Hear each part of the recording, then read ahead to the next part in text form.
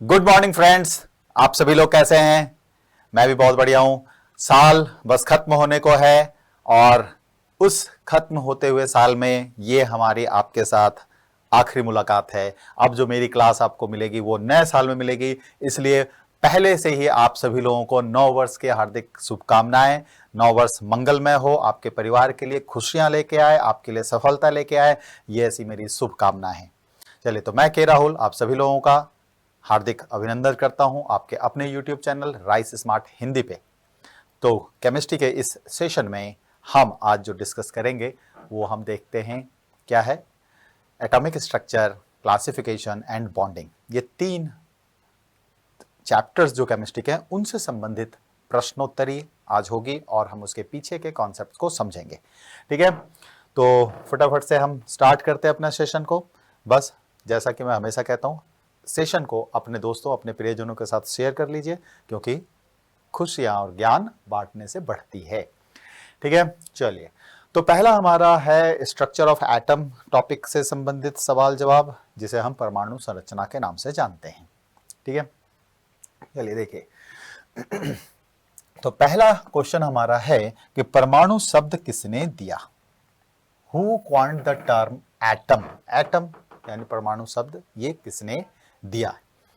तो बहुत ज्यादा इसमें नहीं है। देखें, जॉन डाल्टन, इन्होंने एटॉमिक थ्योरी दिया था, परमाणु का सिद्धांत, एटॉमिक थ्योरी, जिसके अंदर इन्होंने कहा था कि जितने भी पदार्थ हैं, मैटर हैं, ये सभी बहुत ही ज्यादा छोटे माइक्रोस्कोपिक कण से बने हुए हैं, जिसे हम एटम कहते हैं। ये एटम इनडिविजिबल है और इनडिस्ट्रक्टिबल है, यानी आप परमाणु जो कह सकते हैं, परमाणु अविभाज्य है, इसको आप तोड़ नहीं सकते और इसे किसी दूसरे फॉर्म में बदल नहीं सकते, यानी एक तत्व किसी दूसरे तत्व में नहीं बदल सकता, ऐसा इनका कहना था। लेकिन बाद में ये चीजें गलत साबित हुई। ये बाद में आया कि नहीं, एटम्स को हम डिवाइड कर सकते हैं और एटम्स को डिवाइड करके लगभग 37 टाइनी पार्टिकल्स, यानी बहुत छोटे छोटे पार्टिकल्स हमें मिलते हैं, जिन्हें कहा गया सब एटॉमिक पार्टिकल, उप परमाणु कण।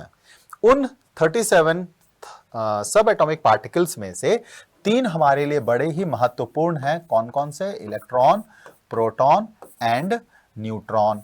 इलेक्ट्रॉन पर एक नेगेटिव चार्ज, प्रोटॉन पर एक पॉजिटिव चार्ज, न्यूट्रॉन हमारा होता है उदासीन। ये 3 कहलाए क्या? मूलभूत कण, जिसे हम कह सकते हैं फंडामेंटल पार्टिकल्स। ठीक है, तो ये फंडामेंटल पार्टिकल्स यानी मूलभूत कण कहलाए। ये फंडामेंटल इसलिए है कि सभी तत्वों में उपस्थित रहते हैं, सभी एलिमेंट्स में ये उपस्थित होते हैं। सिर्फ अगर हम बात करें तो हाइड्रोजन को छोड़कर, अब हाइड्रोजन के 3 आइसोटोप्स होते हैं।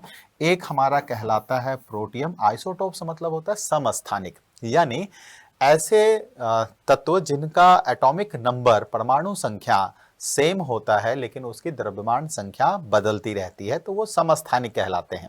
क्यों? क्योंकि जो आवर्त सारणी है वहां तत्वों को बढ़ते हुए परमाणु क्रमांक पर रखा गया है, और इस चीज को किसने कहा था? मोसले ने। ठीक है, तो मोसले ने कहा कि परमाणु क्रमांक के बढ़ते क्रम पर तत्वों को रखा जाए, तो हमारा जो अभी का आवर्त सारणी है वो इंक्रीजिंग एटॉमिक नंबर यानी बढ़ते हुए परमाणु क्रमांक पर आधारित है। तो जब परमाणु क्रमांक किसी 2 तत्वों का एक जैसा होगा, वो दोनों तत्व ऑब्वियसली अलग अलग नहीं होंगे। जब परमाणु क्रमांक एक जैसा होगा और उनके स्थान सेम होंगे, इसलिए उसको समस्थानिक कहा जाता है। तो इसमें एक है हमारा प्रोटियम, इसमें हाइड्रोजन का परमाणु संख्या 1, द्रव्यमान संख्या 1। नीचे जो होता है इसे हम परमाणु संख्या लिखते हैं, जिसे हम Z से रिप्रेजेंट करते हैं, और ऊपर जो होता है ये द्रव्यमान संख्या, जिसे हम A से रिप्रेजेंट करते हैं। प्रोटियम। दूसरा आपका हो गया ड्यूटेरियम, जो दूसरा समस्थानिक आइसोटोप है, ये ड्यूटेरियम है। इसे H12 या D से रिप्रेजेंट करते हैं। तीसरा जो है वो है ट्रीटियम, जिसे हम H13 से रिप्रेजेंट करते हैं और सिंपल में T लिखते हैं। ट्रीटियम अकेला ऐसा समस्थानिक है हाइड्रोजन का जो रेडियो सक्रिय है। क्या है ये? रेडियो धर्मी है, रेडियो सक्रिय है, यानी कि radio active isotope of hydrogen है। ठीक है, तो अगर हम बात करें कि हाइड्रोजन का, तो ये प्रोटियम वाला जो पार्ट है जिसे हम नॉर्मल हाइड्रोजन कहते हैं, और आप इसी हाइड्रोजन के विषय में पीरियोडिक टेबल में पढ़ते हैं, इसके पास नो न्यूट्रॉन, इसके पास न्यूट्रॉन नहीं होता है। तो ये अकेला ऐसा तत्व है पूरे आवर्त सारणी का, और अपने समस्थानिकों में भी अकेला ऐसा प्रोटियम यानी नॉर्मल हाइड्रोजन जिसके पास न्यूट्रॉन नहीं होता है। ठीक है, तो जॉर्ज डंटन ने एटॉमिक थ्योरी दी थी, कुछ एक पॉइंट्स ही इसके सही थे, ज्यादातर पॉइंट्स सभी गलत थे, लेकिन एक मार्ग प्रशस्त किया इन्होंने बाकी वैज्ञानिकों के लिए, और आगे चलकर हमारे पास इतना विस्तृत फील्ड बना रसायन का। डेमोक्रिटस, इन्होंने परमाणु शब्द दिया था, और जिन भी दोस्तों ने ये ऑप्शन लगाया है वो उन सभी के लिए डबल लाइक्स। रदरफोर्ड, इन्होंने प्रोटॉन टर्म दिया था।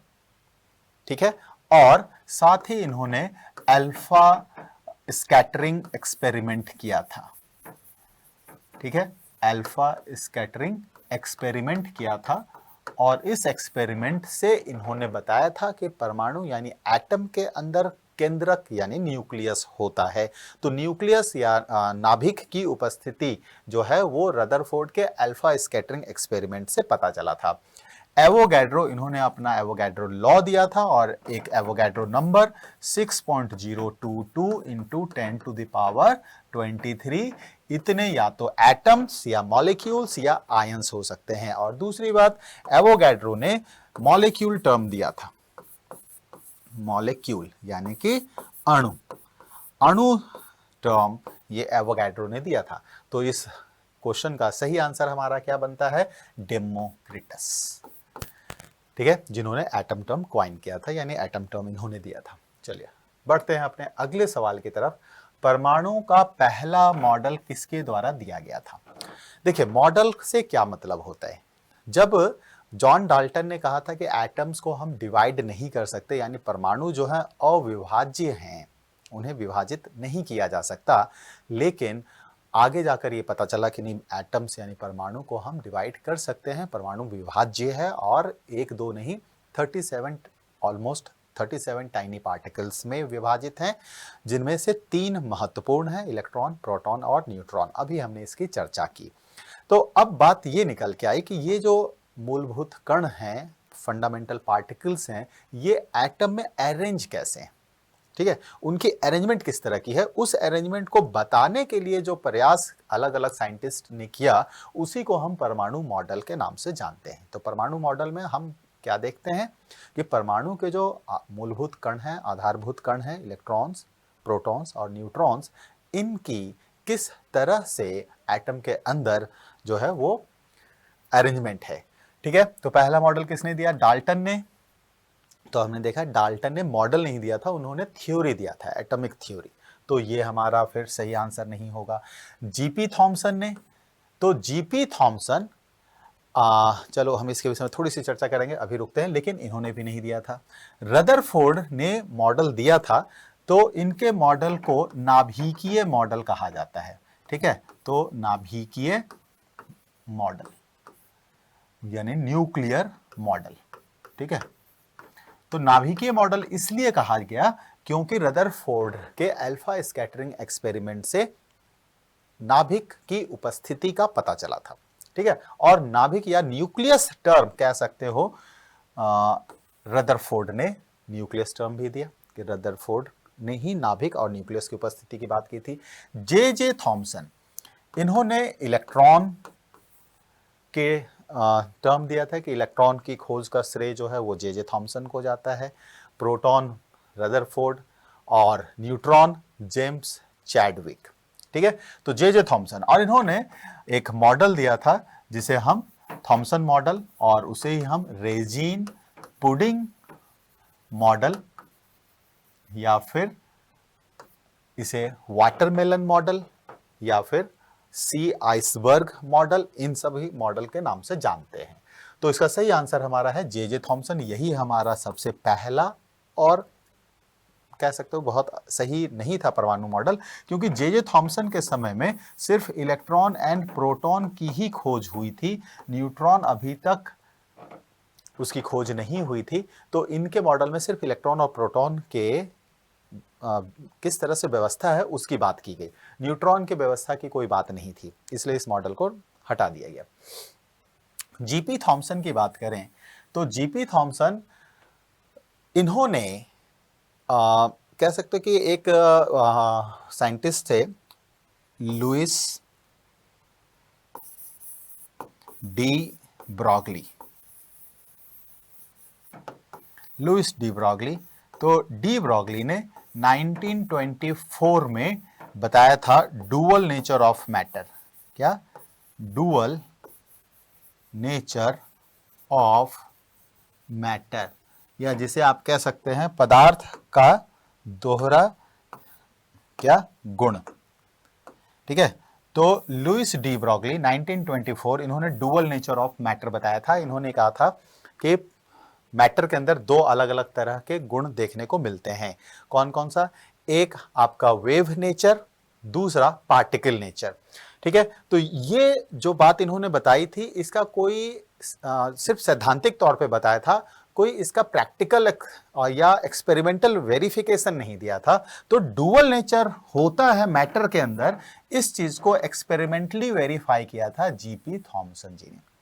ठीक है, और जे थॉमसन के ही बेटे हैं जीपी थॉमसन, और इन दोनों को नोबेल प्राइज अपने अपने काम के लिए मिला।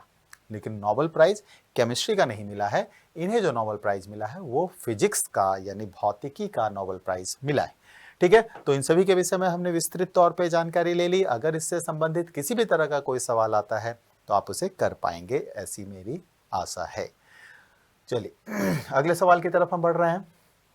रदरफोर्ड का अल्फा कण प्रकीर्णन प्रयोग किसकी खोज के लिए उत्तरदायी था?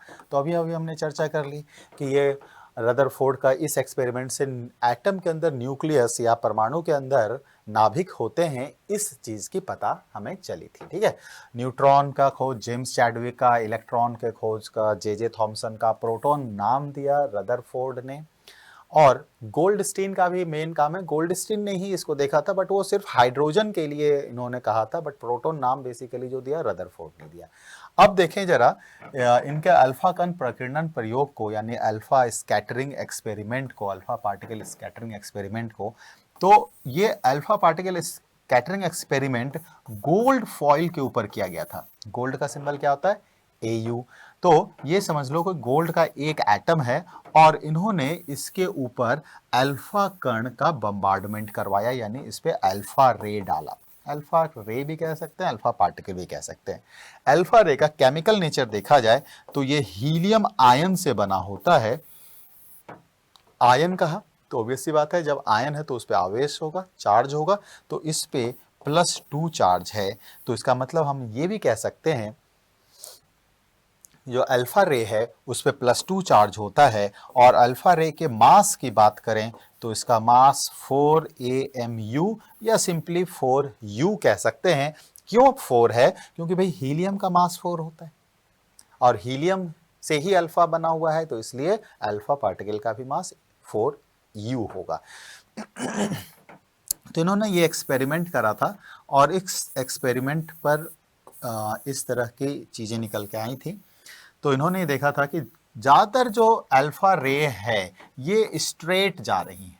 इससे ये कहा कि एटम के अंदर का ज्यादातर जगह खाली है। ठीक है, खाली।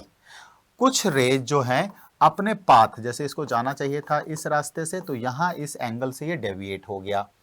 इससे ये समझ में आया कि देखो अब अल्फा रे क्या है? पॉजिटिव चार्ज कैरी किए हुए है। अब हमें ये मालूम है समान आवेश में विकर्षण होता है, तो ये डेविएट होगा, दूर जाएगा। तो ये पास से जब जा रहा था तो समान आवेश होने की वजह से, सेम चार्ज होने की वजह से ये विकर्षित हो गया और अपना इसने रास्ता बदल लिया। जो बिल्कुल सेंटर से जा रहा था वो बाउंस बैक हुआ। ठीक है, कितना? 1 आउट ऑफ 20,000 रेज में कोई एक रे ऐसा होता था जो बाउंस बैक होता था, ऑलमोस्ट 180 डिग्री पे आ जाता था। तो इससे पता चला कि अच्छा जी, जो और इसका वॉल्यूम बहुत कम था। तो इसी चीज को इन्होंने बाद में नाभिक कहा, न्यूक्लियस कहा, और ये बात बताई कि अगर 4 AMU मास का, जिसका मास बहुत हैवी है हीलियम आयन का, अल्फा पार्टिकल का, कहता है ये अगर बाउंस बैक हो रहा है, इसका मतलब है कि इसके सामने काफी डेंस पार्टिकल है, जो भी चीज है उसका घनत्व तो बहुत ज्यादा है, मास बहुत ज्यादा है। तो ये यहाँ पर बताया कि प्रोटॉन और न्यूट्रॉन यहाँ उपस्थित होते हैं इस केंद्रक के अंदर, और बाहर इलेक्ट्रॉन घूम रहा होता है। तो इस तरह से अल्फा रे एक्सपेरिमेंट से न्यूक्लियस की उपस्थिति का पता चला। न्यूक्लियस में ही प्रोटॉन और न्यूट्रॉन होंगे, क्योंकि घनत्व तो हमें ज्यादा करना था। Volume equal to mass upon density, यानी कि आयतन इजिकल टू द्रव्यमान अपॉन घनत्व, तो घनत्व इजिकल टू क्या हो जाएगा, मास अपॉन वॉल्यूम। ठीक है, तो वॉल्यूम कम, मास ज्यादा, प्रोटॉन और न्यूट्रॉन दोनों का मास होता है, हमने अभी देखा है, इलेक्ट्रॉन का कोई मास नहीं होता है। प्रोटॉन और न्यूट्रॉन इसी को मिला के हम न्यूक्लियॉन्स कह देते हैं, इसे हम क्या कह देते हैं, न्यूक्लियॉन्स। तो अगर कोई इससे पूछे कि न्यूक्लियॉन्स क्या है, तो बेसिकली किसी भी एटम के किसी भी परमाणु या एटम के नाभिक में उपस्थित प्रोटॉनों और न्यूट्रॉनों की संख्या का जो जोड़ है, जो योग है, वही हमारा न्यूक्लियॉन्स कहलाता है। ठीक है, तो इस विवरण को हमने देख लिया, समझ लिया। किस अल्फा एक्सपेरिमेंट किस मेटल पे किया गया था, गोल्ड के ऊपर। यहां ये बड़े किस्मत वाले रहे थे रदरफोर्ड। अगर सपोज करो ये गोल्ड की जगह इन्होंने अगर Al यानी एल्यूमिनियम ले लिया होता, तब क्या होता। तो आपको बता दूं, तो ये न्यूक्लियस की उपस्थिति का पता इन्हें भी नहीं चल पाता। क्यों? क्योंकि एल्यूमिनियम का जो न्यूक्लियस है, जो केंद्र नाभिक है, वो इतना घनत्व का नहीं हो है जो इस हाईली मास वाले अल्फा पार्टिकल को, जो इतनी तेजी से आ रहा है, उसको बाउंस बैक कर सके, है ना। इसको आप ऐसे समझ लो कि अभी के समय में जो पेसर क्रिकेटर, मतलब बॉलर है क्रिकेट के, जो सबसे पेस बॉलर हैं, अगर हम आप जैसे नॉर्मल अगर लोग उसके सामने खेलने के लिए चले जाएं, तो क्या हम उनके बॉल को बाउंस बैक करवा सकते हैं? क्या उसको वापस स्ट्रेट ड्राइव कर सकते हैं? बॉल ही नहीं दिखेगा। ठीक है, तो यही बात है कि इतनी स्पीड से इतना मास, हैवी मास का रे सामने आ रहा है, उसको अगर बाउंस बैक करना है तो सामने एक हैवी न्यूक्लियस होना चाहिए, जो गोल्ड में था। किस्मत वाले थे जो इन्होंने गोल्ड लिया। एल्यूमिनियम या आयरन जैसा कोई सिंपल मेटल लेते हैं ना, तो ये रे उस न्यूक्लियस को तोड़ता हुआ सीधा निकल जाता, और न्यूक्लियस की उपस्थिति का हमें पता नहीं चलता। अब नेक्स्ट ये है, किसने यह अवलोकन किया कि एक परमाणु के भीतर बहुत बड़ी खाली जगह होती है। अभी अभी हमने रदरफोर्ड के उस एक्सपेरिमेंट में देखा कि ज्यादातर रेज बिल्कुल सीधी जा रही हैं, और इस अवलोकन पर, इस ऑब्जर्वेशन को उन्होंने कंक्लूड कैसे किया कि एक एटम के अंदर का जो ज्यादातर स्पेस है वो खाली पड़ा हुआ है। तो ये चीज किसने बताया? रदरफोर्ड ने। ठीक है, आइंस्टाइन, इन्होंने E=mc² का बहुत ही फेमस इक्वेशन दिया था कि मास को ऊर्जा में बदला जा सकता है। ठीक है, तो ये आइंस्टाइन का। जेम्स चैडविक, इन्होंने न्यूट्रॉन की डिस्कवरी की थी। थॉमसन, अब यहाँ जे थॉमसन, जीपी थॉमसन, लेकिन जनरली अगर थॉमसन लिखा होता है तो हम सिर्फ उसको जे थॉमसन ही समझते हैं, क्योंकि जीपी थॉमसन इतने पॉपुलर नहीं है और आपके लिए उतने इंपॉर्टेंट भी नहीं है। आगे बढ़ते हैं। परमाणु की द्रव्यमान संख्या बराबर होती है। अभी देखा कि हम A, द्रव्यमान संख्या को A से हम रिप्रेजेंट करते हैं, और ये न्यूट्रॉन प्लस प्रोटॉन के बराबर होती है। और जो परमाणु संख्या है Z, ये हमारा प्रोटॉन के बराबर होता है। अगर वो आवेशित कण है तो प्रोटॉन के बराबर होगा, अगर वो उदासीन है तब भी प्रोटॉन के बराबर होगा। लेकिन अगर वो उदासीन है पूरी तरह से, तो ये इलेक्ट्रॉन के बराबर भी होगा, क्योंकि उदासीन तभी होगा जब वहां प्रोटॉन और इलेक्ट्रॉन की संख्या बराबर होगी। तो जितना प्रोटॉन उतना ही इलेक्ट्रॉन, और प्रोटॉन जो है, तो मेन आप ये मानिएगा कि परमाणु क्रमांक जो है, परमाणु एटॉमिक नंबर जो है, वो प्रोटॉन के नंबर से निर्धारित होता है। इलेक्ट्रॉन का नंबर वेरी कर सकता है, बदल सकता है, तो इसलिए उस पर नहीं होता है। तो बताएं, तो अभी अब हमने ये भी चर्चा की कि किसी भी परमाणु के अंदर जो प्रोटॉन और न्यूट्रॉन की जो कुल संख्या होती है, हम उसे ही कहते हैं न्यूक्लियॉन्स, है ना। तो इसलिए इसका सही आंसर क्या हो गया? न्यूक्लियॉन्स की संख्या, यही हमारी द्रव्यमान संख्या या परमाणु भार कहलाएगी। चलिए आगे बढ़ते हैं।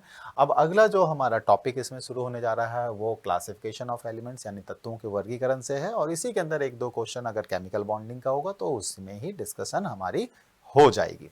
ठीक है, चलिए तो देखिए, जैसे अभी बायोलॉजी के अंदर हम पढ़ते हैं जीव जंतुओं का वर्गीकरण, वैसे यहाँ पर तत्वों का वर्गीकरण है। पहले बहुत कम तत्व जानकारी में थे तो उनका सिंबल जो है यूं ही किसी प्रकृति से ले लिया जाता था, है ना, अलग अलग तरह का सिंबल बना दिया जाता था। लेकिन जैसे जैसे ज़्यादा से ज़्यादा तत्वों की जानकारी बढ़ती गई तो ये देखा गया कि भाई जो नॉर्मल तरीके से हम सिंबलाइज कर रहे हैं वो बहुत अपने आप में नहीं है। जैसे चांदी के लिए चांद ले लेते थे, सोने के लिए सूरज ले लेते थे, इस तरह का था, ये वाला ऑथेंटिक नहीं है। तब नए सिरे से उनका संकेत बनाया गया जिसमें कहा गया कि उनके नाम का पहला लेटर लिया जाएगा। अगर पहला लेटर पहले से ही किसी और के लिए दिया जा चुका है, जैसे मान लो नाइट्रोजन है जिसका सिंबल 7 होता है और इसका एटॉमिक नंबर 7 है। अगर हम बात करें इसके बाद नियॉन, है ना, हीलियम, इसके नीचे नियॉन होता है, इसका एटॉमिक नंबर 10 है। तो पहला लेटर के बाद कहता है वो तो ऑलरेडी किसी को दिया जा चुका था, तो कहा कि ये ई लगा दीजिए। अब सोडियम, सोडियम के जो लैटिन नेम है तो उससे नेट्रियम तो एन, लेकिन एन ऑलरेडी असाइन था तो कहा कि भाई एन ए लगा दो, ठीक है। निकल, तो इसमें कहा था कि भाई ये एन आई, फिर ऐसे लगा दो। तो इस तरह से या तो पहले पहला लेटर, नहीं अगर पहला लेटर ऑलरेडी असाइन था तो फिर उसके साथ आगे का कोई और लेटर लगा के उसका संकेत बनाया गया। खैर, अब बाद में जब आया कि भैया इनको कैसे व्यवस्थित किया जाए ताकि हमारी पढ़ाई भी व्यवस्थित हो। आप सभी लोग भी टाइम टेबल बनाते होंगे, है ना। बिना टाइम टेबल के अगर कोई पढ़ रहा है तो हम ये कह सकते हैं कि वो बिना किसी दिशा के अपनी तैयारी को आगे बढ़ाने की कोशिश कर रहा है। एक टाइम टेबल, समय सारणी हमारे जीवन में होना बहुत ज़रूरी है कि इतने बजे उठना है, इतने बजे सोना है, इतना हमें पढ़ना है, इतने बजे खाना है। तो ये समय सारणी बहुत ज़रूरी होती है, ठीक है। तो ये पहला आवर्त सारणी बनाने का प्रयास किसने किया था? तो ये किया था डॉवेरिनर ने, है ना। तो डॉवेरिनर ने अपने ट्रायड्स बनाए थे। ट्रायड्स यानी इन्होंने कहा था कि 3 तत्वों का समूह ले लो, जैसे कि लिथियम, सोडियम एंड पोटेशियम, है ना, ये एक ट्रायड हो गया। तो ये कहा कि 3 तत्वों का समूह लो जिसमें पहले और दूसरे तत्वों का जो परमाणु भार होगा उसका जब हम अरिथमेटिक मीन यानी उसका औसत जो निकालेंगे वो बीच वाले के मास के बराबर होगा। लेकिन इनका ये रूल बहुत ज़्यादा नहीं चल पाया और टोटल इन्होंने कितने 3 ट्रायड्स ऐसे बनाए थे। न्यूलैंड्स ने बाद में अपना लॉ ऑफ ऑक्टेव दिया था, लॉ ऑफ ऑक्टेव यानी अष्टक का नियम।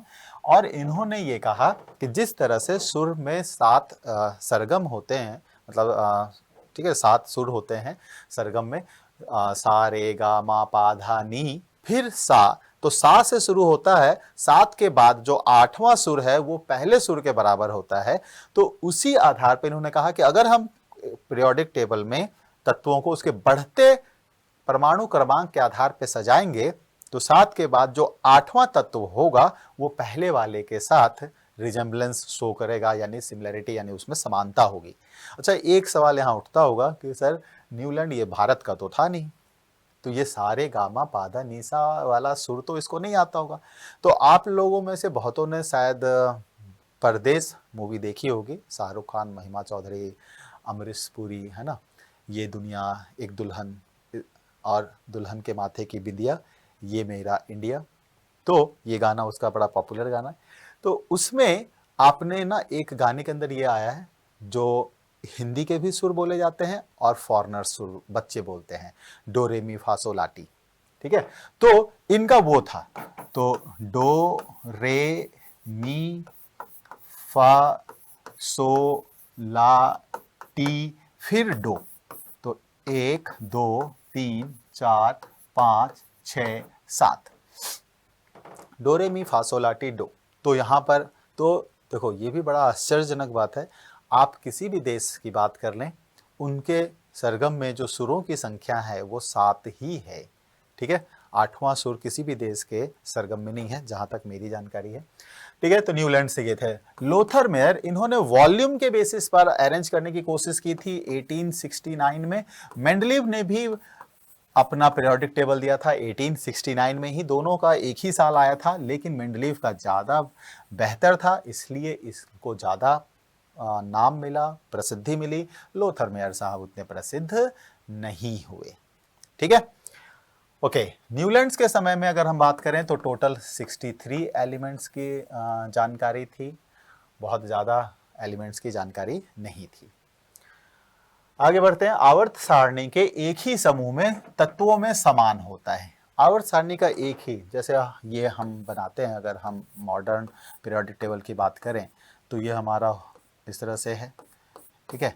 Hydrogen, lithium, sodium, potassium, rubidium, caesium, francium, ठीक है। तो ये सारे यहाँ तक हैं और इसी में आगे बढ़ते हैं। ये है बेरिलियम, मैग्नीशियम और यहाँ से हमारा फिर आगे बढ़ता है। तो इस तरह से ये जो बने हुए हैं अलग अलग हमारा, तो ये वर्टिकल ऊपर से नीचे जो आता है इसे हम कहते हैं ग्रुप, है ना। इसे हम क्या कहते हैं? ग्रुप।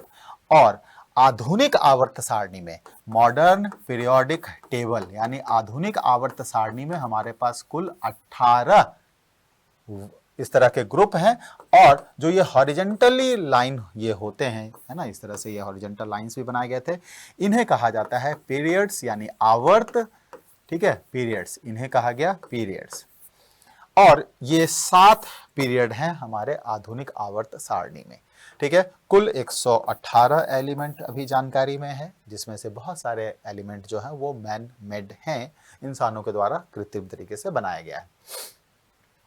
तो एक ही समूह, जैसे ऊपर से नीचे की बात करें, यहाँ ये फर्स्ट ग्रुप जिसे एल्कली मेटल कहते हैं, ये सेकंड ग्रुप जिसे एल्कलाइन अर्थ मेटल कहते हैं, तो इसमें क्या सेम होता है? कहता है किसी भी दो तत्वों के अंदर इलेक्ट्रॉनों की संख्या एक जैसी नहीं हो सकती, प्रोटॉनों की संख्या एक जैसी नहीं हो सकती, तो ये नहीं होगा। न्यूट्रॉनों की संख्या भी एक जैसी नहीं हो सकती, है ना, क्योंकि देखो एक दो तत्व तो नहीं है, बहुत सारे हैं, तो इनमें सब ये नहीं हो सकता। तो बाह्यतम कक्षा में इलेक्ट्रॉनों की संख्या, तो किसी भी ग्रुप की बात कर लें तो उस ग्रुप के सभी तत्वों में एक चीज समान देखने को मिलती है, वो क्या है? उनके बाह्यतम कक्षा में इलेक्ट्रॉनों की संख्या। टोटल इलेक्ट्रॉन, प्रोटॉन, न्यूट्रॉन अलग अलग हो सकते हैं, लेकिन उनके बाह्यतम कक्षा में जो इलेक्ट्रॉनों की संख्या होगी वो हमेशा एक जैसी होगी। जैसे हम एक उदाहरण देख लेते हैं। लिथियम एटॉमिक नंबर 3 होता है, सोडियम एटॉमिक नंबर इसका 11 होता है, पोटेशियम एटॉमिक नंबर इसका 19 होता है। आगे और भी बड़े हैं तो उनको देखने की जरूरत नहीं है। और हम कैसे करते हैं? तो 2882 इस तरह से हम इलेक्ट्रॉन का डिस्ट्रीब्यूशन करते हैं, ठीक है। 2882 ये मैक्सिमम है।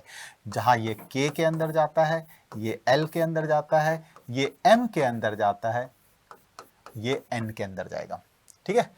तो K और L में ये जो 2 और 8 आप देख रहे हैं, ये तो इसके मैक्सिमम इलेक्ट्रॉन्स को बता रहा है, लेकिन M में जो मैक्सिमम इलेक्ट्रॉन होता है, मैक्सिमम इलेक्ट्रॉन जो इसमें रहता है वो होता है विल बी 18।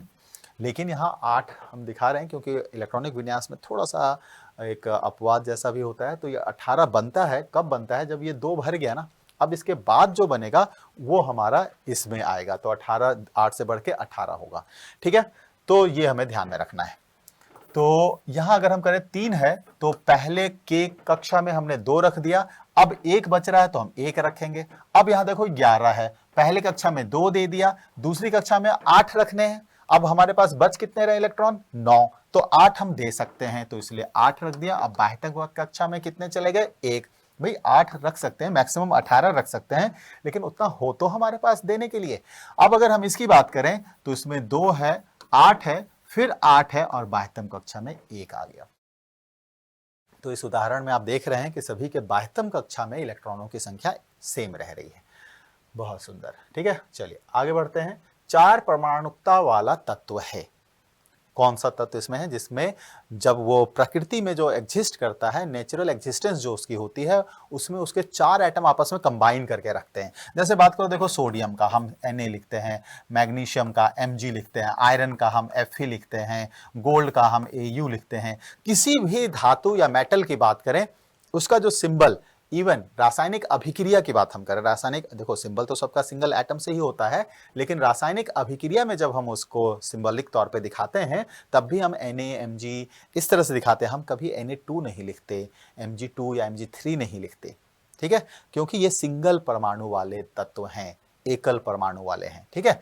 अब बात करें जैसे हाइड्रोजन, तो हाइड्रोजन को जब अभिक्रिया में हम दर्शाते हैं तो हम लिखते हैं H2, इसी तरह O2 है, N2 है, F2 है, Cl2 है, Br2 है, I2 है, बहुत सारे ऐसे हैं। ये सभी द्विपरमाणुकता वाले तत्व हैं। सिंबल ऐसे तो हो गया हाइड्रोजन सिंपली ON ऐसा होगा, लेकिन जब रासायनिक अभिक्रिया में भाग लेते हैं तो हम इसे H2, N2, O2, F2 ऐसे शो करते हैं। क्यों शो करते हैं? क्योंकि ये प्रकृति में डाई एटॉमिक फॉर्म में एग्जिस्ट करते हैं, द्विपरमाणुक तत्व के रूप में एग्जिस्ट करते हैं।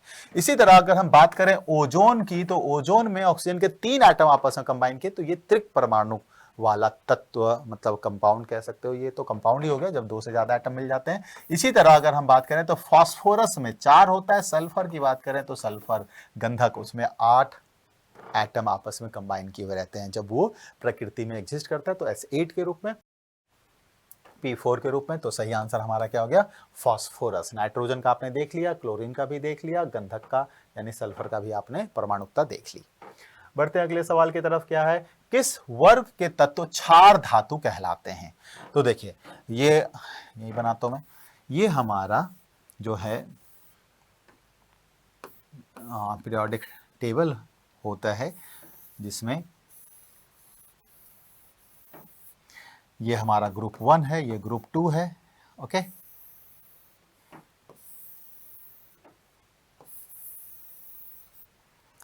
तो hydrogen, lithium, sodium, potassium, rubidium, caesium और ये फ्रांसियम। ठीक, यहीं तक की जरूरत है, नीचे वाले की कोई जरूरत नहीं। ठीक है, हाइड्रोजन, लिथियम। हाँ, अब यहां पर हमारा आ गया लिथियम के बाद यहां beryllium, magnesium, calcium, strontium, barium और रेडियम। ठीक है, तो ये सारे हमारे हैं। अब इसमें ये देखेंगे तो 1 2 3 4 5 6 7।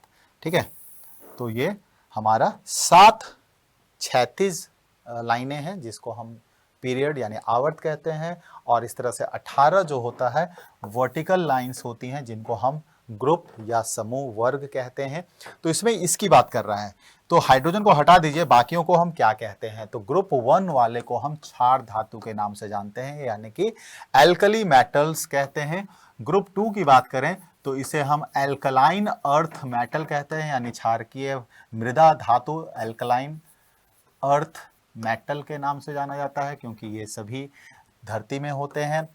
वर्ग 11, इसमें हमारा 3 तत्व होता है, कॉपर होता है, फिर सिल्वर होता है, फिर गोल्ड होता है। कॉपर, सिल्वर, गोल्ड, ये 3 एलिमेंट हमारे वर्ग 11 में यानी ग्रुप 11 में होता है। इन्हें हम क्वाइन एज मेटल कहते हैं, क्वाइन एज मेटल ग्रुप कहते हैं। क्वाइन एज, आप सोनम मैम से इतिहास पढ़ रहे हैं तो आप देखेंगे कि इतिहास के पन्नों में अगर हम जाएंगे पुराने समय में, तो ये कॉपर, सिल्वर, गोल्ड, इनका इस्तेमाल क्वाइंस, मुद्रा बनाने में किया जाता था, है ना, इसलिए इन्हें क्वाइंस कहा जाता है। ग्रुप 17 इन्हें हैलोजन्स हम कहते हैं, और इसके अंदर है फ्लोरीन, क्लोरीन, ब्रोमीन और आयोडीन। एक और तत्व होता है लेकिन उसे हैलोजन में हम नहीं लेते, वो है एस्टेटीन। ठीक है, तो इसका सही आंसर क्या हो गया? ग्रुप 1, जो हमारा क्षार धातु कहलाता है। अब इसी आधार पर अभी हम बता सकते हैं कि क्षारकीय मृदा धातु क्या कहलाएगी। तो ग्रुप 2 हमारा क्षारकीय मृदा धातु होगी, हमने अभी अभी इसकी चर्चा की है। आगे बढ़ते हैं, किस वर्ग के तत्वों को कैल्कोजेंस कहते हैं? अभी हमने हैलोजेंस पढ़ा था, हैलोजेंस हमने पढ़ा था ग्रुप 17 के लिए, कैल्कोजेंस की बात करते हैं। अच्छा देखिए, इसको हम कहते हैं उत्कृष्ट गैस ग्रुप। ठीक है, उत्कृष्ट गैस यानी कि noble gas, noble gas, inert gas, है ना। ग्रुप 14 इसे हम कहते हैं पिकोजेंस। ग्रुप 14 का कोई नाम नहीं है ना, इसका कोई ऐसा नाम नहीं। ग्रुप 15 को हम कहते हैं पिकोजेंस, और ग्रुप 16 को कहते हैं हम कैल्कोजेंस। ठीक है, चैल्कोजेंस भी लिखा हुआ मिलता है कहीं पर, लेकिन कैल्कोजेंस या चैल्कोजेंस कोई फर्क नहीं पड़ता। पिकोजेंस मतलब लेस रिएक्टिव। इसके अंदर हमारा कौन कौन आता है?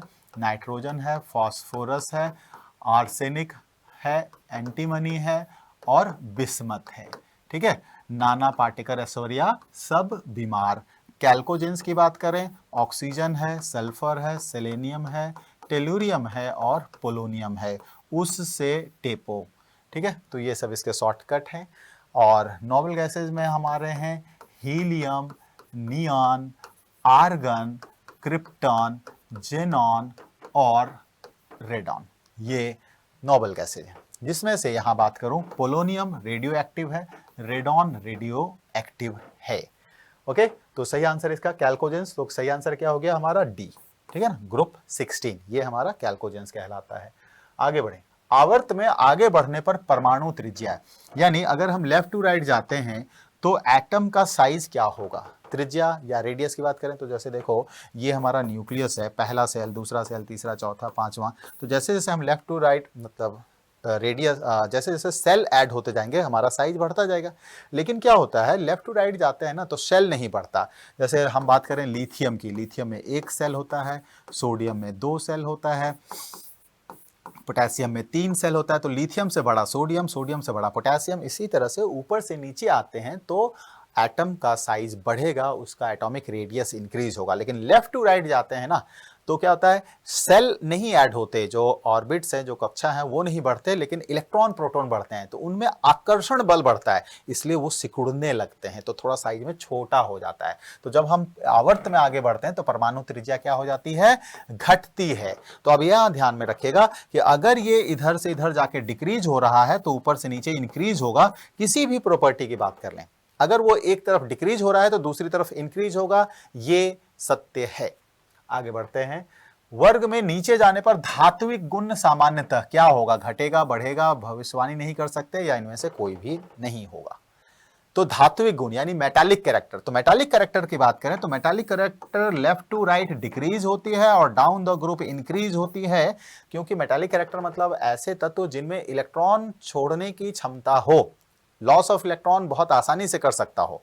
तो नीचे आने पर इलेक्ट्रॉन लूज करने की टेंडेंसी बढ़ती है, लेफ्ट टू राइट जाने पर इलेक्ट्रॉन लूज करने की टेंडेंसी कम होती है, गेन करने की टेंडेंसी बढ़ती है। यानी धात्विक गुण metallic character down the group increase और along the period decrease। अब अधात्विक गुण अगर आपसे पूछा जाए, नॉन मेटालिक कैरेक्टर, तो जो भी धात्विक गुण पड़ा इसका उल्टा, एक को याद रखा, दूसरे को उसके रेफरेंस से याद कर लिया, तो नीचे जाने पर क्या होगा, बढ़ेगा। बहुत सुंदर, आगे बढ़ते हैं। वर्ग में नीचे जाने पर विद्युत ऋणात्मकता क्या होगी। विद्युत ऋणात्मकता मतलब इलेक्ट्रोनेगेटिविटी, तो आपको बता दूं ऊपर से नीचे जाने पर इलेक्ट्रोनेगेटिविटी जो है वो डिक्रीज होती है और लेफ्ट टू राइट जाने पर इलेक्ट्रोनेगेटिविटी इंक्रीज होती है। हाईएस्ट इलेक्ट्रोनेगेटिविटी जो है, हाईएस्ट इलेक्ट्रोनेगेटिविटी जो हमें देखने को मिलती है वो देखने को मिलती है फ्लोरीन में। ठीक है, तो अगर हम इलेक्ट्रोनेगेटिविटी के आधार पर आवर्त सारणी के तत्वों को अरेंज करें तो सबसे ऊपर सबसे पहला स्थान मिलेगा फ्लोरीन को, जिसकी इलेक्ट्रोनेगेटिविटी 4.0 होती है। कहां, पॉलिंग स्केल पर। पॉलिंग स्केल ये इलेक्ट्रोनेगेटिविटी को नापने का एक स्केल है, जैसे पीएच स्केल एसिडिक और बेसिक नेचर को नापने का है, रिक्टर स्केल भूकंप को नापने का स्केल है। ऐसा ही दूसरा हमारा ऑक्सीजन आएगा दूसरे नंबर पर, जिसकी इलेक्ट्रोनेगेटिविटी पॉलिंग स्केल पर 3.5 होती है। तीसरे स्थान पर नाइट्रोजन आता है जिसकी 3 होती है, और क्लोरीन भी तीसरे पोजीशन पर आता है, इसकी भी 3 होती है। टॉप 3 के याद रखने हैं आपको। तो अब इसमें क्या होगा, वितरित ऋणात्मकता लेफ्ट टू राइट हमारे क्या हो रही, ये नीचे जाने की बात कर रहा। अच्छा, डाउन द ग्रुप डिक्रीज हो रही है तो घटता है। ठीक है, चलिए, तो ये थे हमारे केमिस्ट्री के पीरियोडिक टेबल, केमिकल बॉन्डिंग और स्ट्रक्चर ऑफ एटम वाले चैप्टर से संबंधित कुछ महत्वपूर्ण क्वेश्चंस, और इस तरह से क्वेश्चंस का सिलेक्शन जिससे कि सारे टॉपिक्स आपके कवर अप हो जाएं, सबका रिवीजन हो जाए, आपको उसको रिफ्रेश कर दिया जाए और कुछ नए कॉन्सेप्ट ऐड ऑन किया जाए। उम्मीद है आपको हमारा ये सेशन अच्छा लगा होगा। मैंने बीच में कहीं भी आप लोगों को ये नहीं कहा कि सेशन को लाइक करो, चैनल को सब्सक्राइब करो, लेकिन अब मैं आपसे ये कह रहा हूँ कि अगर आपको हमारा पढ़ाया हुआ हमारा कंटेंट अगर अच्छा लग रहा है तो डेफिनेटली आप इसको लाइक करेंगे, कहने की बात नहीं है, लेकिन अपने दोस्तों के साथ ज़रूर शेयर कीजिएगा। हम अच्छी चीज़ें जनरली शेयर नहीं करते हैं, तो ये अच्छी चीज़ है, तो ज़रूर शेयर कीजिएगा। और ऐसे ही ज्ञानवर्धक क्लासेस लेने के लिए, समय पर लेने के लिए हमारे चैनल को सब्सक्राइब कर लीजिएगा और बेल आइकन जरूर दबा दीजिएगा ताकि समय पर नोटिफिकेशन मिलते रहे। फिर से मैं आप सभी लोगों को नव वर्ष के हार्दिक शुभकामनाएं देता हूं। अब आपसे मुलाकात होगी 2023 में। अपना ख्याल रखें, ध्यान रखें, पढ़ने में व्यस्त रहें, मस्त रहें। हेलो, हाय, नमस्कार, Sat Shri Akal and very very good morning to all of you. मैं श्याम आचार्य आप सभी लोगों से जुड़ चुका हूं एसएससी सीजीएल मेंस की क्लासेस को लेकर। वन बाय वन हम यहां पे देखने वाले हैं और समझने वाले हैं और जानने वाले हैं कि क्या क्या इंपॉर्टेंट क्वेश्चंस है जो मेरे अकॉर्डिंग एसएससी सीजीएल मेंस के इस एग्जामिनेशंस में आपको देखने को मिलेगा। पहली बार है एसएससी सीजीएल मेंस के पेपर में रीजनिंग, तो हम सभी लोग उसे न्यू पैटर्न के आधारित ही क्वेश्चंस अटेम्प्ट करेंगे। तो चलिए शुरू करता हूं मैं अपने बारे में थोड़ी सी जानकारी देते हुए। मैं श्याम आचार्य कंप्लीट किया MSc with mathematics and 9+ years का टीचिंग एक्सपीरियंस हो चुका है, जिसकी मदद से 2 लाख से भी ज़्यादा कैंडिडेट अब तक गाइडेंस प्राप्त कर चुके हैं, जिसका लाभ उठाकर 5 हज़ार से ज़्यादा कैंडिडेट गवर्नमेंट जॉब का सपना पूरा कर चुके हैं। तो आइए चलिए शुरू करता हूं मैं पहले क्वेश्चन से। हर एक क्वेश्चन बहुत कीमती होगा, आपको करना सिर्फ और सिर्फ इतना है कि आप वीडियो को पॉज करके आंसर पहले आप मार्क करें, देन सोल्यूशन देखें। मेरे पास यहाँ पे दिया हुआ है, देखिए इस टाइप के क्वेश्चंस मैं बार बार हर क्लास में आपको दे रहा हूँ और बता रहा हूँ कि जब भी इस टाइप के क्वेश्चंस हो तो आपको सबसे पहले काम करना है कि इक्वल टू के वाले वैल्यूज को सबसे पहले ऑप्शन से रखने हैं। देखो कोई ट्रिक नहीं होता, बस आपकी IQ कितनी स्ट्रांग है उस पर काम करता है। तो हमारे पास दिया 60 दिया हुआ है, 2 दिया हुआ है, 3 दिया हुआ है, 6 दिया हुआ है, 5 दिया हुआ है, 43। अगर मैं इक्वल वाली बात रखता हूं तो मुझे हर हाल में घूम फिर के यहां पे आना पड़ेगा इससे। और एक बात ध्यान रखनी पड़ेगी, डिवीजन ऐसे जगह रखें जहां से वैल्यू छोटी होती हुई नजर आए और 43 के पास में। तो डिवीजन अगर मैं यहां पे रखता हूं तो हमारे पास गलत होगा, क्योंकि ये पॉइंट में वैल्यू आएगा। यहां रखेंगे तो भी पॉइंट में वैल्यू आएगा, यहां भी रखेंगे तो भी पॉइंट में। तीन जगह डिवीजन तो नहीं रख सकते, तो हर हाल में मुझे डिवीजन यहां रखना पड़ेगा। तो सबसे पहले डिवीजन हमारे पास बाय डिफॉल्ट दोनों ही ऑप्शंस में दिए गए हैं। नेक्स्ट और बी नंबर ऑप्शन ऐसे ही ऑटोमेटिक गलत हो जाए, क्योंकि जहां डिवीजन बोला है वहां पॉइंट में वैल्यू आ जाएगी। खैर, लेकिन मल्टीप्लाई करके भी वैल्यू सही सेट हो सकती है, लेकिन 5 में से 43 माइनस करेंगे लास्ट में। इन दोनों माइनस को तो हम रख ही नहीं सकते, क्योंकि माइनस करेंगे तो वैल्यू माइनस में बहुत ज़्यादा आ जाएगी। खैर, वो भी एक तरीके का चांसेस हो सकता है, बट अभी फिलहाल इन दोनों को अप्लाई करके देखते हैं। तो शुरू करता हूँ मैं कोई भी एक ऑप्शन। 60 divided by 2। अब इंटू हमारे पास इंटू ले लिया, प्लस ले लिया, माइनस ले लिया, ये देख लेते हैं। तो ये वैल्यू हमारे पास आएगा कितना, 30 गुणे 3 प्लस 1, तो 90 प्लस 1 91 आ रहा है वैल्यू, जो कि गलत है। तो हमें ये वाले ऑप्शंस नहीं रखने होंगे, यानी 60 डिवाइडेड 2 तक तो ठीक था। अब चौथा ऑप्शन रख के देखेंगे। प्लस हमारे पास दिया हुआ 3, प्लस के बाद इंटू दिया हुआ है हमारे पास 6 और माइनस दिया हुआ 5, बराबर हमारे पास क्या वैल्यू आएगी देखेंगे। तो ये आ जाएगा 30 प्लस 6 कितना हो गया हमारे पास, 6 18 माइनस 5, तो 48 माइनस 5 करेंगे, हमारे पास कितनी आ जाएगी वैल्यू, 43, जो कि यही दिया हुआ है। तो आंसर आया हमारे पास डी नंबर ऑप्शन से। थोड़ा टाइम लगा, 30 से 35 सेकंड का टाइम लगा, आपको लगेगा क्योंकि आप मैथ के थोड़े एक्सपर्ट है, तेज से कर पाते हैं। पढ़ूंगा मैं अगले सवाल पे। अगला सवाल हमारे पास दिया हुआ है, ये देखिए हमारे पास 24, 10 और 392 की वैल्यू दिया हुआ था। तो 24 है, अब इसका 10 के साथ जो रिलेशन है और 392 के साथ वही रिलेशन, वही आगे किसके साथ हो रहा है। तो सबसे इंपॉर्टेंट काम हमारे पास ये है कि ये जो रिलेशन है आपस में 24 का, 10 का और हमारे पास 392 का, इनको पहले रीड आउट करिए कैसे हो रहा है। ये 1 बाय 1 हम लोग चेक कर लेते हैं। तो सबसे पहला काम है कि 392 का इनके साथ रिलेशन, 24 माइनस 10 बराबर कितना आ जाएगा, 40 के स्क्वायर 196 मल्टीप्लाई बाई 2 392। हाँ एग्जैक्टली ठीक है। 392 को मैं बहुत नज़दीक से ढूंढने की कोशिश किया, तो ये मुझे नज़र आया कि 24 और 10 का नहीं है रिलेशन, बट 392 एक्चुअली में हमारे पास 196 मल्टीप्लाइड बाई 2 दिख रहा था। ठीक है, ये बड़ा मतलब इतना दिमाग लगाना पड़ेगा आपको वहाँ तक पहुँचने के लिए कि कैसा रिलेशन हमारे पास जा रहा है। तो 196 का 2 गुना, 3 गुना, 4 गुना, 10 गुना, स्क्वायर, क्यूब रूट, ये सारी चीज़ें आपको दिखनी चाहिए वैल्यूज। और 196 मुझे दिखा कि ये 14 का वर्ग है। किसका वर्ग है, 14 का वर्ग। अब ये 14, 24 और 10 का डिफरेंस भी दिखाई दिया। तो ये सारी चीज़ें मल्टीपल एक्सपेक्ट्स में वहाँ तक के नज़र आनी चाहिए। अगर वहाँ तक नज़र आ रही तो काम बन जाएगा। तो सेम हमारे पास कहने का मतलब ये है कि जो पहले 2 डिजिट है उनके डिफरेंस जो वैल्यू बन रही है उसके वर्ग का डबल हमारे पास ये वैल्यू आना चाहिए। जो इसमें आ रहा है वही करेक्ट आंसर है। कमेंट करके मुझे बताइएगा आपके अकॉर्डिंग कौन सा हमारे पास यहाँ पे सही आंसर बना। तो चलिए आगे बात करें। हमारे पास नेक्स्ट दिया हुआ है। नेक्स्ट हमारे पास दिया है कि इनमें से कौन सा हमारे पास ऑड है। देखो कभी कभी क्या है, मैथमेटिकल ऑपरेशंस इतने बड़े होते हैं, कभी कभी मेंटल एबिलिटी के ऑपरेशंस बहुत बड़े होते हैं। तो यहाँ पे हमारे पास मेंटल एबिलिटी का ऑपरेशंस लग रहा है।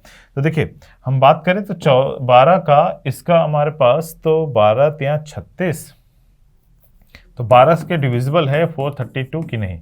तो 12 3 36, 36 6 7 2, 12 छंग 72, ठीक है, हमारे पास ये मल्टीपल है।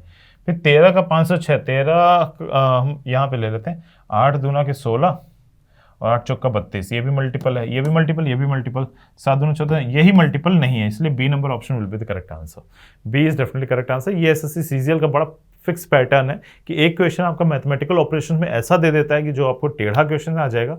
कभी कभी हमारे पास फिर उसका अगला वाला ना रीजनिंग का ऐसा बेल्ट दे देता है कि जहां सिर्फ रीजनिंग लगेगी, तो ये घूम के हमारे पास आंसर आते हैं और थोड़ा सा हमें घुमा देते हैं। तो घूमने की जरूरत नहीं, जैसा बताया गया वैसे हम लोग कर लें। देखिए अगला डायग्राम हमारे पास, वीडियो को पॉज करके पहले आंसर आप दीजिए। सीजीएल मेंस में जा रहे हो आप, तो उस लेवल का कंटेंट आपके पास यहाँ पे रहेगा हमेशा हर क्वेश्चन में। एक बात और ध्यान रखिएगा कि आपने अगर प्रीलिम्स वाली क्लास पूरी अच्छी तरीके से नहीं देखी है तो उसे देखिए जरूर, ठीक है। इससे CGL guaranteed batch playlist available है। तो इसके लिए ट्रिक बताई थी कि आपको सबसे पहले जो बॉक्स दिया गया है वो राइट साइड लोअर कॉर्नर में सभी में ये चीज नजर आनी चाहिए। तो हमने देखिए पहले वाले में ये एक्स्ट्रा गोला दिख रहा था, पहला ऑप्शन तो होगा नहीं हमारे पास। तीसरे वाले में अगर मैं बात करूं ये वाला कॉर्नर, तो ये वाले कॉर्नर में यहाँ पे पेंटागन दिख रहा है, जबकि यहाँ पे सर्कल होना चाहिए था, बी नंबर ऑप्शन गलत। इस वाले ऑप्शन की बात करें तो गोला यहाँ पे आ रहा है जबकि यहाँ होना चाहिए था, ये भी गलत। ऑटोमेटिक हमारे पास डी नंबर ऑप्शन सही हो गया, ये वैल्यू वही बनेगी और ये सारा कुछ। तो ये एक बहुत इंपॉर्टेंट चीज बन जाती है, ठीक है, यहाँ पे हमें समझने की बात थी। चलिए बात करें हम लोग अगले क्वेश्चन की। अगला क्वेश्चन हमारे पास वेन डायग्राम से रिलेटेड है, सैलोगेज्म। वीडियो को पॉज करिए, आंसर दीजिए पहले आप। All directors are actor, all choreographer are director, सारे कोरियोग्राफर जो है हमारे पास डायरेक्टर है। And no actor is producer, actor क्या नहीं है हमारे पास, प्रोड्यूसर नहीं है, ये हमारे पास स्टेटमेंट दिया गया। अब कंक्लूजन्स के बारे में बात हो रही है। व्हाट इज कंक्लूजन, कंक्लूजन के बारे में बात हो रही है। तो कंक्लूजन्स हमारे पास दिए, नो कोरियोग्राफर इज प्रोड्यूसर। दिखे तो सही करिए, अगर डेफिनेट केस है तो, पॉसिबिलिटी होता तो उसका अलग दिमाग लगाते, मैं बताता, ऑलरेडी बताया हुआ है, प्लेलिस्ट में जाके वो वीडियो देख लीजिएगा, सैलोगिज्म का डेफिनेट केस।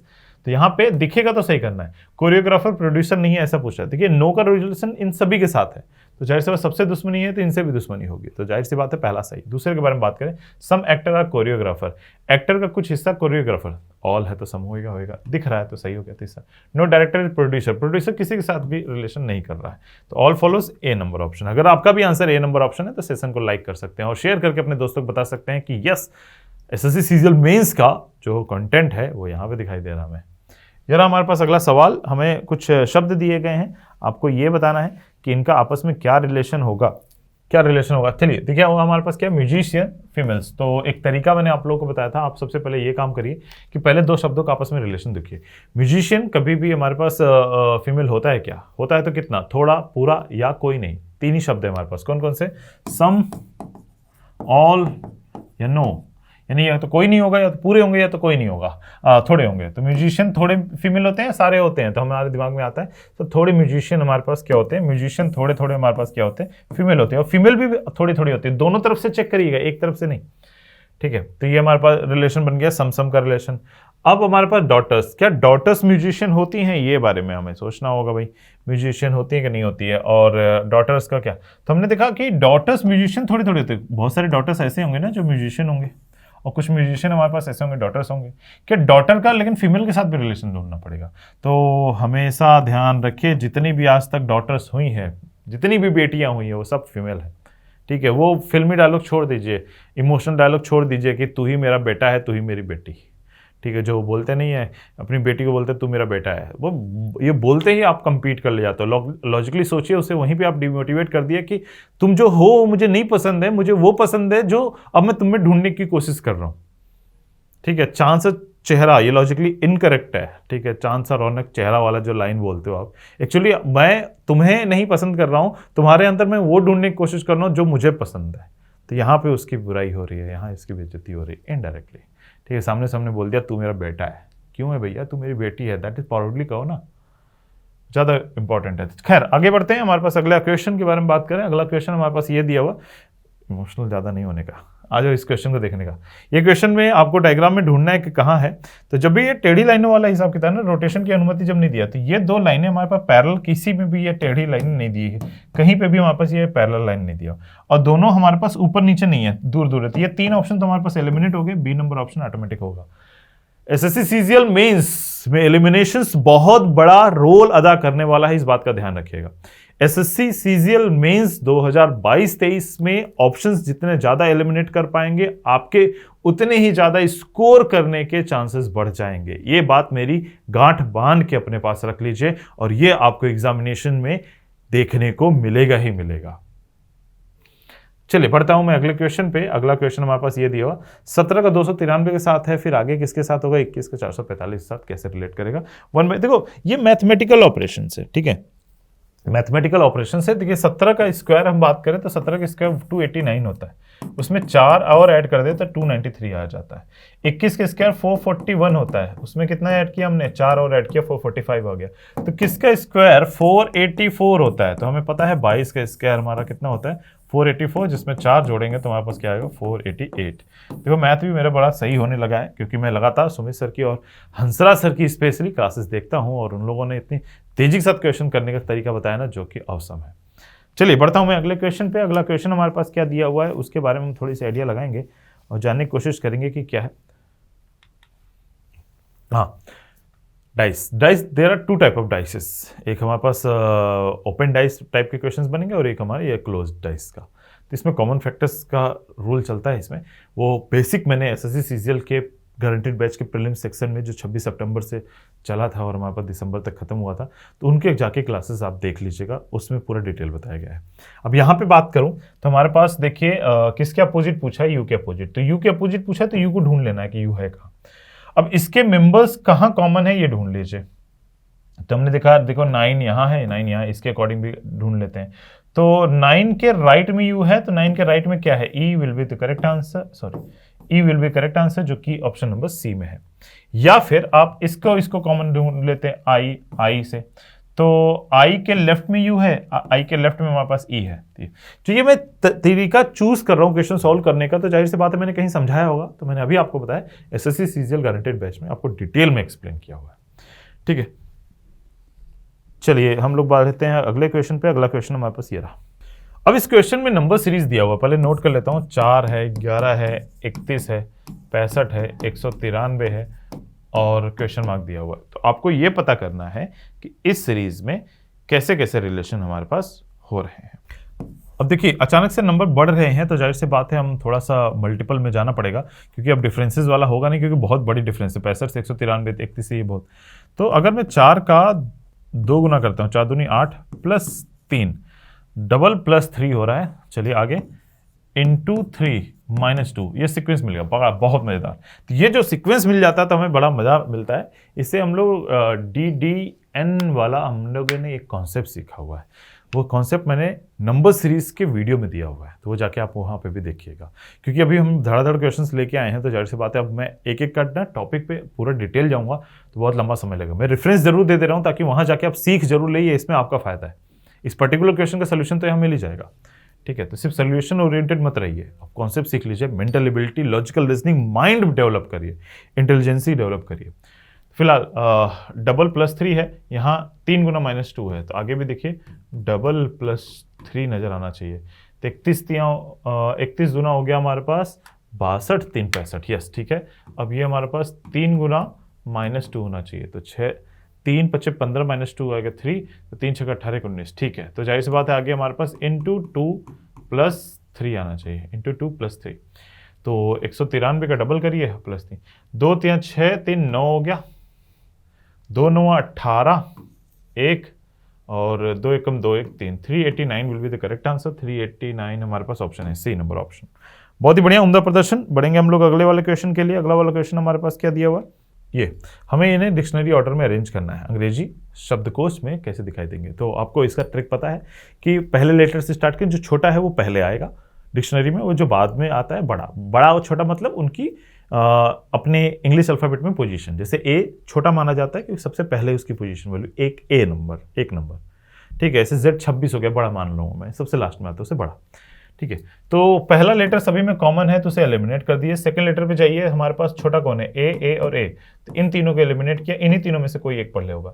आर है, एल है, टी है, तो जाहिर सी बात है पहले क्या आना चाहिए, एल वाला आना चाहिए, फिर उसके बाद आर वाला आना चाहिए, आर 5 नंबर, फिर उसके बाद 4 नंबर आएगा क्योंकि टी है 4। 254 इसमें नहीं है, करेक्ट आंसर ए नंबर। उसके बाद हमारे पास आर आर कॉमन है, ओ कॉमन है, तो बी 3 नंबर, फिर उसके बाद 1 नंबर। तो ये सीक्वेंस आना चाहिए 2 5 4 3 1 2 5 4 3 1, जो कि ऑप्शन नंबर 1 है। बढ़ दूंगा मैं अगले सवाल पे।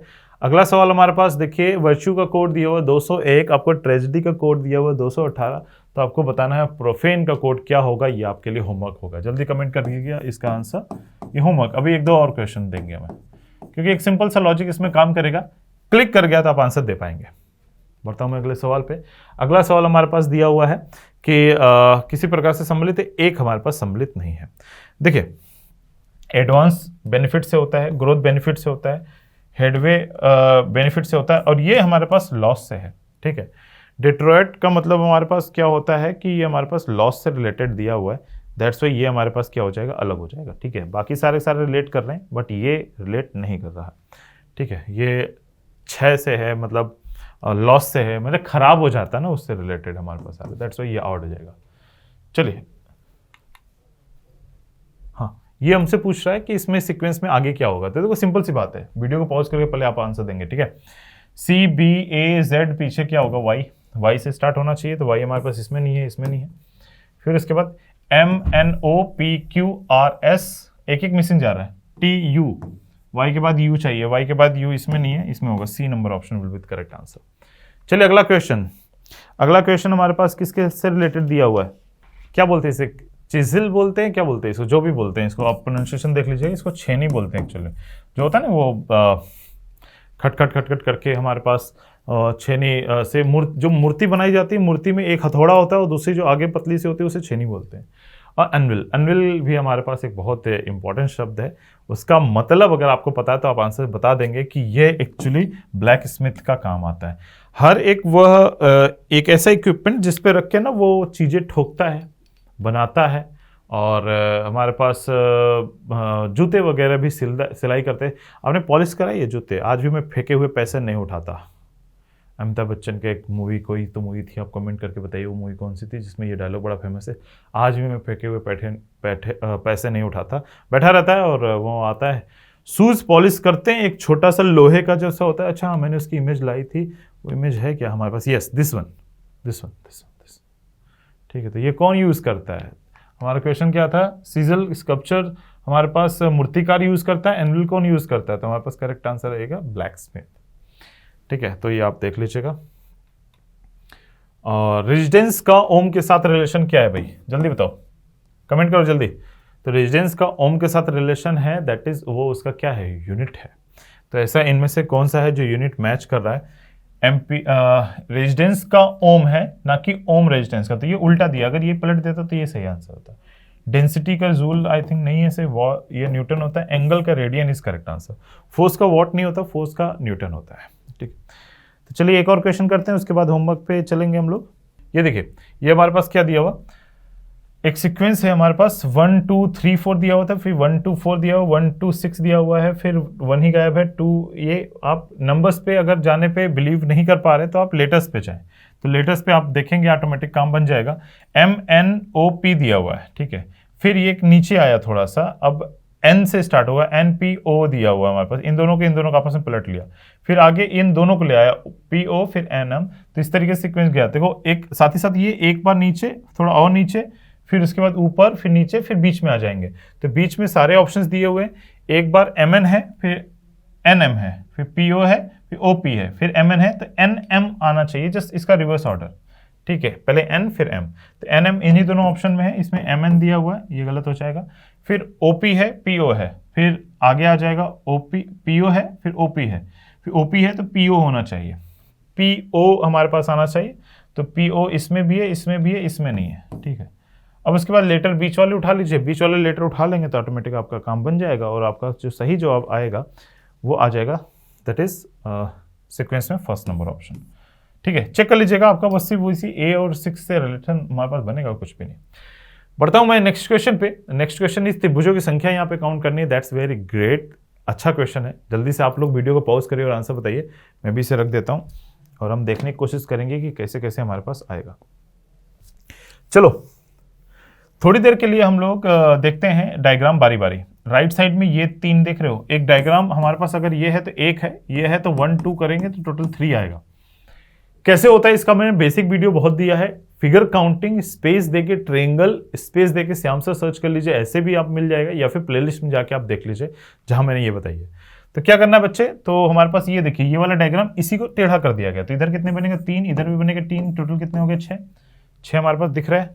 3 अभी कैंसिल कर देना ताकि 6 इकट्ठे दिखे, 3 ये 3 ये, ठीक है। तो हम लोग अब बात करें, ऐसे ही हमारे पास यहाँ पे दिया हुआ है, इधर साइड में ये यहाँ से यहाँ तक 2 दिख रहा है, इधर भी साइड में दिख रहा है 2। ऊपर की बात कर ले हमारे पास, तो ऊपर एक ये दिख रहा है, एक ये दिख रहा है, और एक बड़ा वाला दिख रहा है, ठीक है। यहाँ पे हमारे पास तो 6, 4, 10, 3, 13 तक तो मैं पहुंच गया। तो इससे ज्यादा भी हमारे पास कोई ट्रायंगल दिख रहा है क्या? 6 समझ में आ गया होगा, 3 इधर के 3 इधर के, ठीक है। तो टोटल हो गया हमारे पास 6। अब इधर की बात करूं तो एक हमारे पास यहां से यहां तक एक है, एक इससे बड़ा है, 2 मिला, ऐसे 2 इधर मिला, एक ये ट्रायंगल है, एक ये ट्रायंगल है, एक ये बड़ा वाला ट्रायंगल, इसलिए 1 लिखा हुआ है। तो 6, 2, 8, 1, 9, 10, 11, 12, 13 will be correct answer according to me. तो 13 ही आंसर आना चाहिए, इससे ज्यादा होगा तो आप एक बार देख लीजिएगा। चलिए अब कुछ होमवर्क्स के बारे में बात कर ले। तो डॉल्फिन का कोड ये दिया हुआ हमारे पास, देखो कुछ नहीं करना है, इसमें प्लस माइनस है हमारे पास, चलो कर ही देता हूँ मैं, इसे होमवर्क नहीं देता हूँ। डी का ई हमारे पास क्या हुआ, 1 आ गया, होमवर्क वो देना जिसमें थोड़ा दिमाग लगे।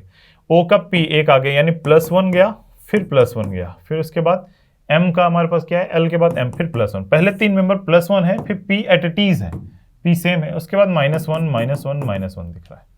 देखिए H से G 1 कम हुआ, और I से H 1 कम हुआ, और N से M 1 कम हुआ। तो पहले 3 आगे बढ़ाना है, बीच वाला एट इट इज रखना है, फिर 3 पीछे बढ़ाना है।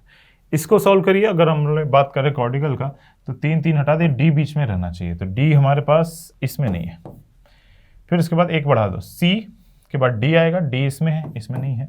तो C के बाद O के बाद P इसमें भी है, और इसमें भी है, और R के बाद S इसमें भी है, इसमें भी है। अब -1 करेंगे, I से 1 पीछे जाएंगे, H आएगा, इसमें है और इसमें भी है, और A से पीछे Z आएगा, ये खुद A दे रहा है, तो करेक्ट आंसर इज D। ऐसे बना लेना होता है। या हियर इज द क्वेश्चन जो आपको बनाना है, बना के मुझे इसको देना है। ये भी होमवर्क है आपका। पिछला वाला क्वेश्चन इजी था, ये वाला होमवर्क थोड़ा सा घुमाएगा, बट मजा आएगा आपको आंसर लाने में। आपको ये सारे एक्सप्रेशन चेक करने के नहीं, ब्लड रिलेशन में जाके देखिएगा, इसका एक ट्रिक बताया है, या फिर वीडियो सर्च कर सकते हैं, डबल जी कॉन्सेप्ट। क्या बोला मैंने, डबल जी कॉन्सेप्ट पे बेस है ये। और ये क्वेश्चन आप जब बेसिक से सॉल्व करोगे ना, बहुत ज्यादा टाइम लगेगा। जब डबल जी कॉन्सेप्ट लगा के सॉल्व करोगे ना, तो बहुत तेजी के साथ सॉल्व हो जाएगा, उसे आपको चेक कर लेना होगा। ये भी हमारे पास मिरर इमेज बेस्ड क्वेश्चन है। वीडियो को पहले पॉज करिए, आंसर दीजिए, उसके बाद जाइए। देखिए हमेशा एक कॉन्सेप्ट मैंने आपको बताई है, रुक जाओ भाई, ठीक है, कि हमेशा एक बात ध्यान रखिएगा, जो मिरर के नजदीक है वो नजदीक बनेगा, दूर का दूर एलिमेंट बनेगा।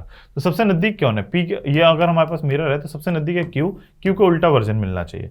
क्यू का उल्टा वर्जन डी में नहीं है, ए में नहीं है, तो इन दोनों में ही हमारे पास क्यू का उल्टा वर्जन। उसके बाद स्मॉल ए हमारे पास बनेगा, ऐसा उल्टा बनना चाहिए।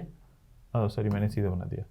ये मिरर की तरफ हमारे पास सीधा है, इधर बनेगा, ऐसे बनेगा हमारे पास ए दोनों में उल्टा है। यू एट इट इज बनेगा, जे उल्टा बन जाएगा, ऐसे जे उल्टा बन जाएगा हमारे पास। उसके बाद 7 उल्टा बनेगा, जे के बाद 7, ये 7 पहले दिया है, जबकि जे पहले आएगा, मिरर से पहले हमारे पास जे आएगा, तो जे बनना चाहिए, फिर 7।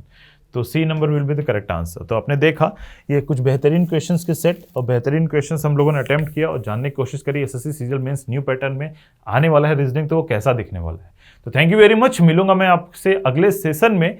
मंडे टू सैटरडे हमारे पास लाइव क्लासेस चलती है पूरे सारे दिन 9 से 12, जिसमें मेरी क्लास होगी 11 से 12 थर्सडे फ्राइडे सैटरडे को। हम उम्दा प्रदर्शन इसी तरीके से करते रहेंगे और जानने की कोशिश करते रहेंगे क्या क्या हमारे पास पिटारे में लगातार बनता जाएगा, जो एसएससी सीजीएल मेंस आपको इस साल हर हाल में क्लियर कराने के लिए फायदेमंद होगा। Thank you very much, bye bye. अपना अपने घर वालों का ख्याल रखें।